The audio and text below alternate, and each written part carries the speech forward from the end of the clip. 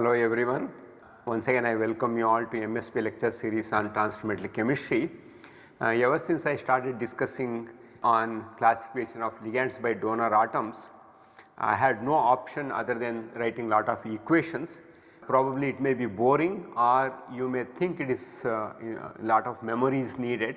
No, it is not true. That is the reason in my previous lecture I showed you how you can see, depending upon the lateral movements of electrons between the atoms, where electron density resides more, where electron density resides less, and how the bond is polarized. Based on that one, when you are using a substance, when you are using a reagent, how again that reagent polarizes before it attacks the coordinated atoms. So that in order to stress upon those things, I have no option other than writing some of these equations. Let me continue doing that one. Of course, it is inorganic chemistry. Inorganic chemistry is incomplete without chemical equations, especially balanced chemical equations. And then once we know how to write balanced chemical equations, we should also see the mechanistic path and all those things. For that one, understanding the sequence of reactions is very important. Now let us look into some more reactions of coordinated NO. Let us take a simple coordinated NO coordinated complex, pentacyano nitrosyl complex,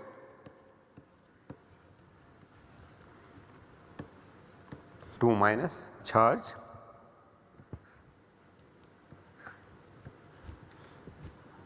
use a base here, it is a slow step, and of course if you add H it will come back, it is a reversible reaction.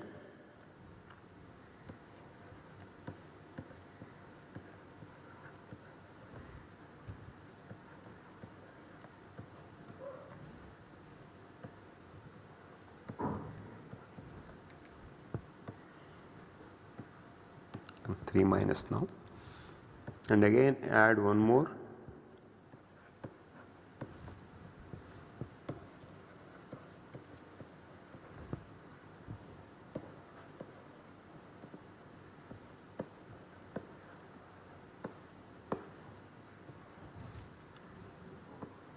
Four minus. So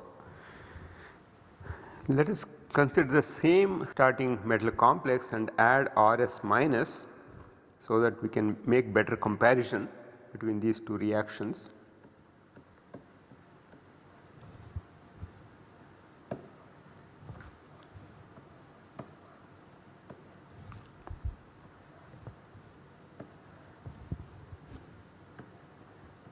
With thiols, when you treat nitrosyl compound with thiols, it turns red color, and that is used for the detection of RS minus species or RS minus anions.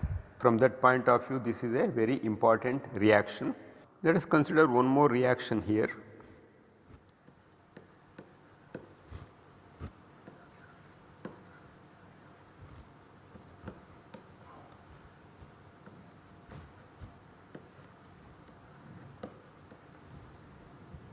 Treat this one with SO3.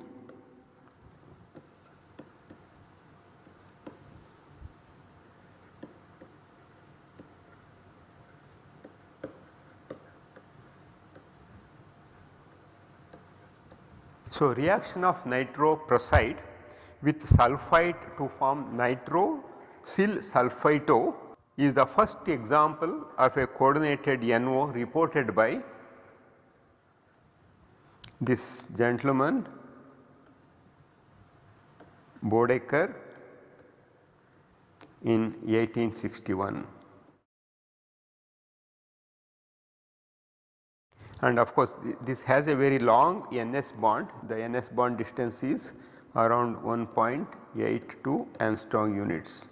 So now let us look into the electrophilic attacks. Example, consider H plus or Me. They can attack either N or O on a coordinated nitrosyl ligand. Let us look into both the cases.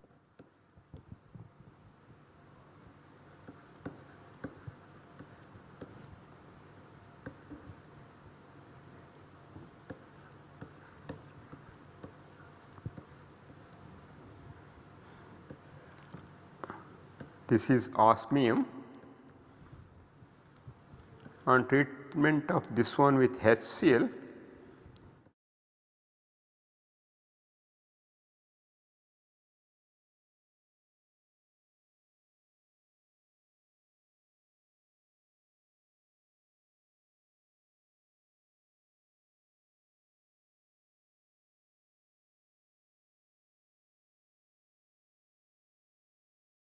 it forms a compound of this type. Now we know H plus has attacked N. Now let us look into another example, a bipyridyl complex, 2,2- bipyridyl complex of ruthenium.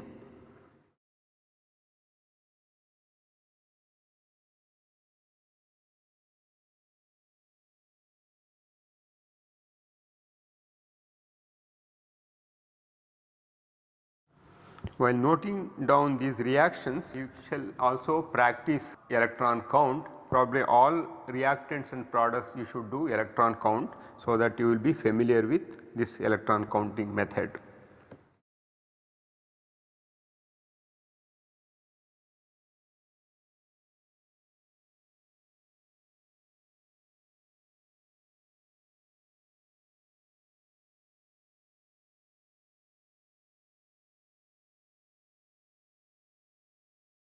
And we can also have a bridging nitrosyl complexes where N bridges two metal centers. What would happen if electrophilic attack occurs on a bridging NO? Let us consider one example here.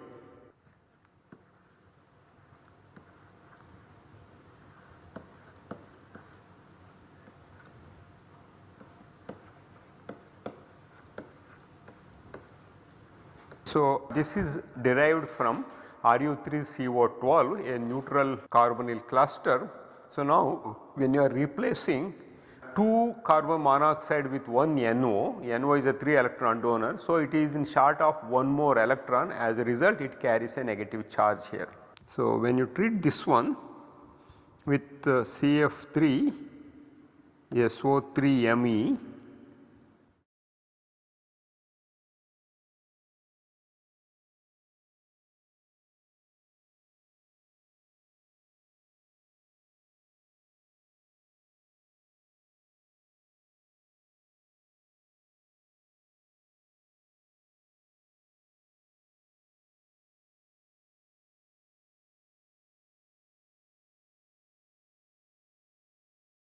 it forms a complex of this type.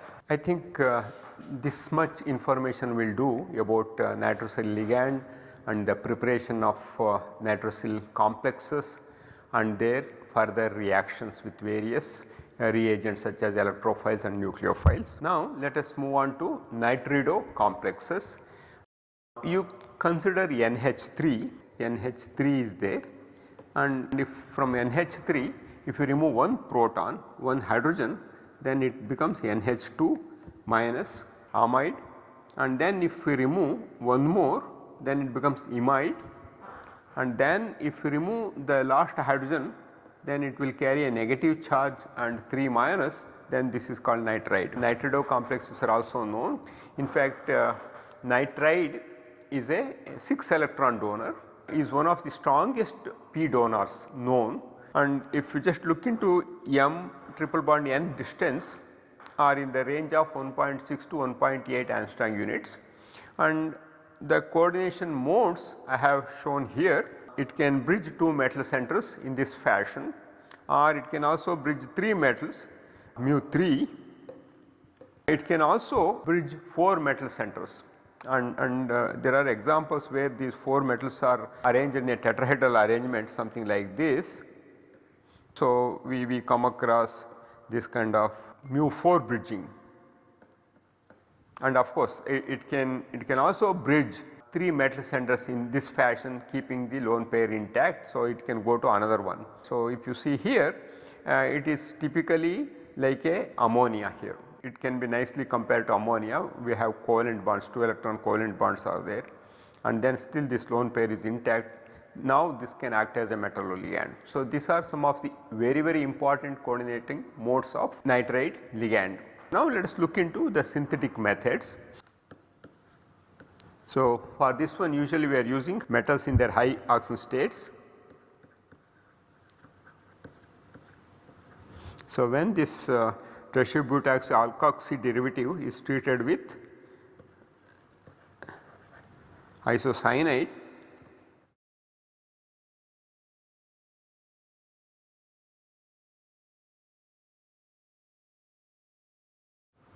it forms two complexes.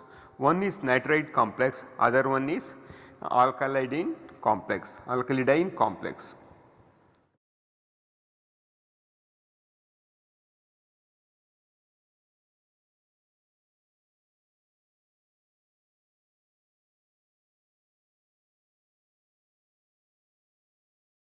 And if we take osmium tetroxide and treat with base,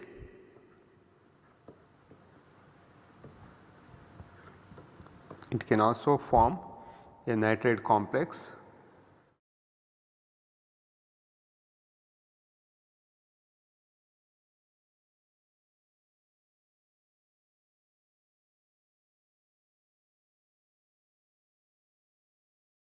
So, it is giving 3 electrons, as a result one negative charge is there on this one. And of course, whenever we write like this, you should understand that we have something like this, a triple bond between metal and nitrogen.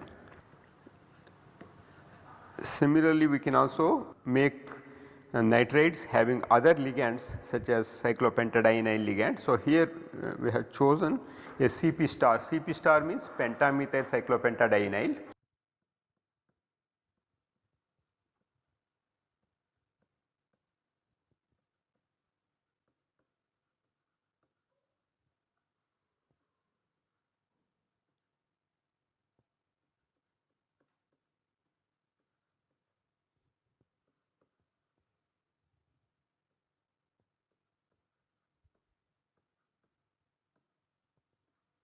And of course, here this is also called aminolysis reaction.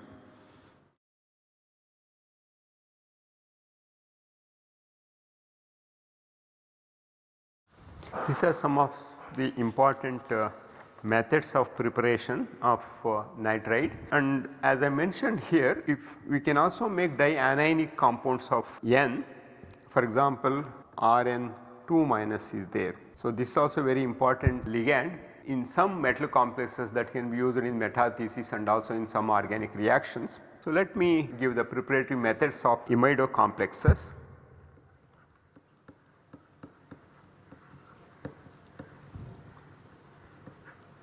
If you take tungsten tetrachloride, oxy tetrachloride and treat with RnCO, it forms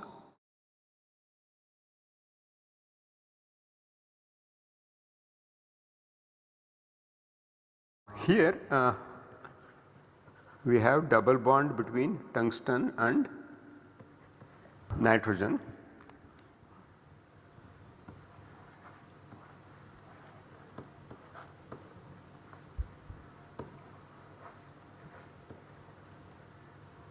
Treat this one with amide, secondary amine,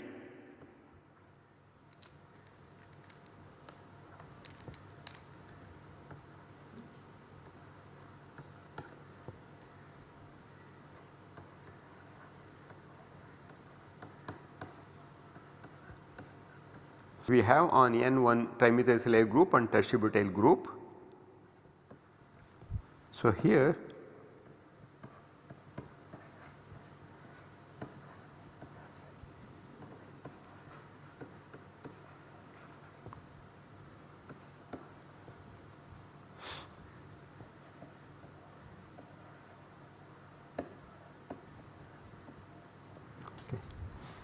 of course, if you keep it for prolonged time, it loses one molecule of water and it forms Me3 hexamethyl disiloxane it forms.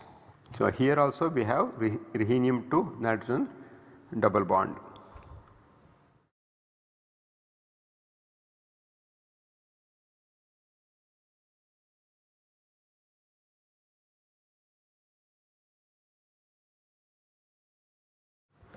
take this compound and treat this one with a typical amine, aryl amine. Usually here aryl groups considered are very bulky ones.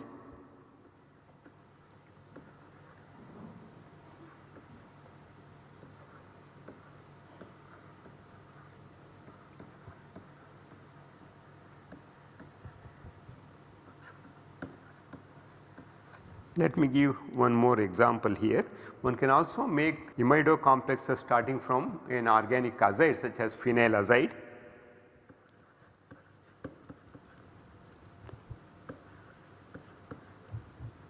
Let us consider vanadocene. Here we have CPs, pentamethyl cyclopentadienyl we have chosen.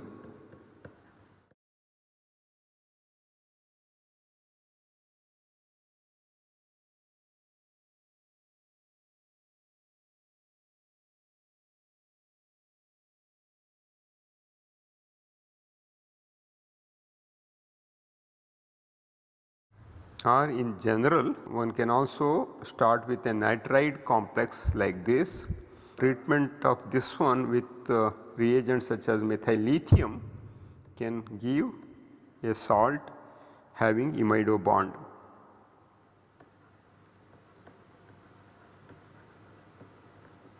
Okay, so these are some of important reactions one can use to generate imide complexes, and also I showed you earlier nitride complexes.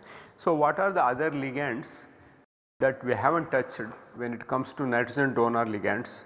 We have plenty of macrocycles are there, and also having heterodonor atoms are there. For example, we have N-O ligands are there, and we have S and N donor ligands are there, and of course N-O-P ligands are also there, and there are macrocycles where we have donor atoms such as P, N, S as well as O. So, it goes with our imagination and also the availability of appropriate reagents to make a variety of macrocyclic ligands having versatility in its coordination behavior, having several different donor atoms. And why people work with macrocycles is macrocycles have a marked kinetic stability compared to corresponding monodentate ligands, and also they can stabilize metals in very unusual oxidation states because of chelate effect or encapsulation, and also they are very thermodynamically stable from this point of view, and also they can be very robust. And also when we make macrocycles and we will be having a suitable cavity, and the size of cavity is also very important, and when we choose a right metal of suitable size that fits into the cavity, again stability increases. So, from that point of view, when we want to make a macrocycle or a cage like structures for a particular metal encapsulation, we have to keep all these things in mind to make sure that optimum size is left for metal to occupy that coordination site. And among amines we have diamine is there, ethylene diamine is there, triethylene diamine is there, like that there are plenty of amines are there. Let me show you a couple of examples here.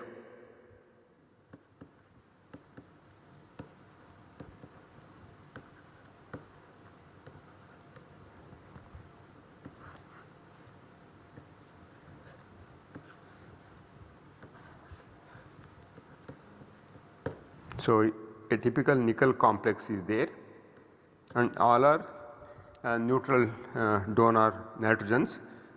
So, this is a cationic with +2 charge. There are other type of compounds as well, where one side the chain is open having a NH2 moiety. Of course, in this case completing the structure should not be any problem. So, now this is another tetradentate ligand. The advantage of these things are we can do further reactions on bound amine groups, and of course, we are all familiar with SCIF based ligands are very important in coordination chemistry. SCIF base can have either nitrogen completely, or nitrogen and also oxygen donors, or sometimes they can be anionic complexes also, provided we have some protons that can be readily dissociated, like OH group is there, SH group is there, they can act as anionic ligands also. The typical preparation of Schiff bases involve the condensation of a ketone with amine, primary amine,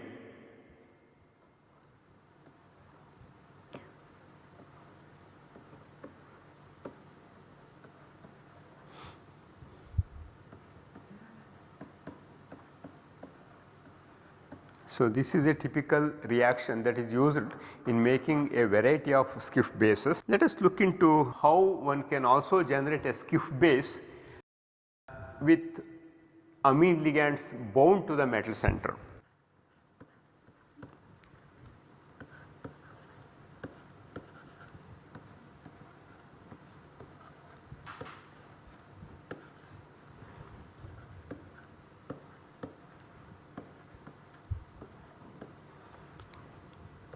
So, let us consider this cationic complex and treat this one with 4 equivalents of ketone.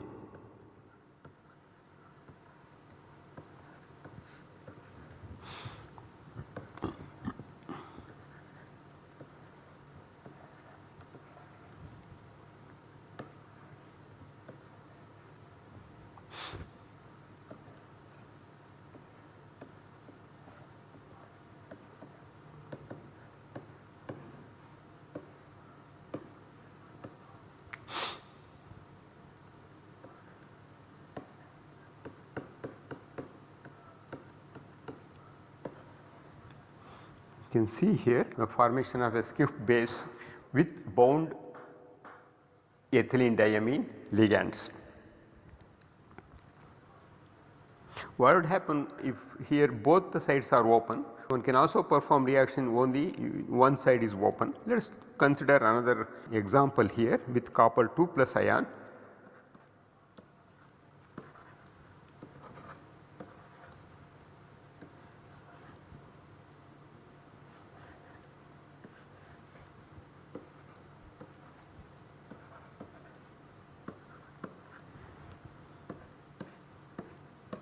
So, this one let us treat with the 2 equivalents of ketone here.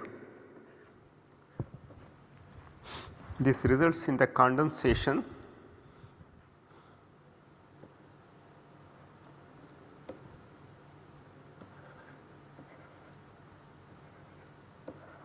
of course, rest of this part does not participate in any reaction, whereas here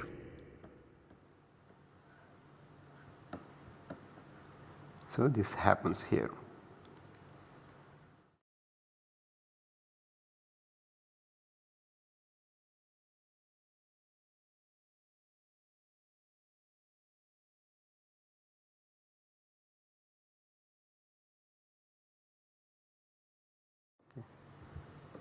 So, like this on bound amine ligands one can also perform Schiff base reaction to generate the corresponding Schiff bases.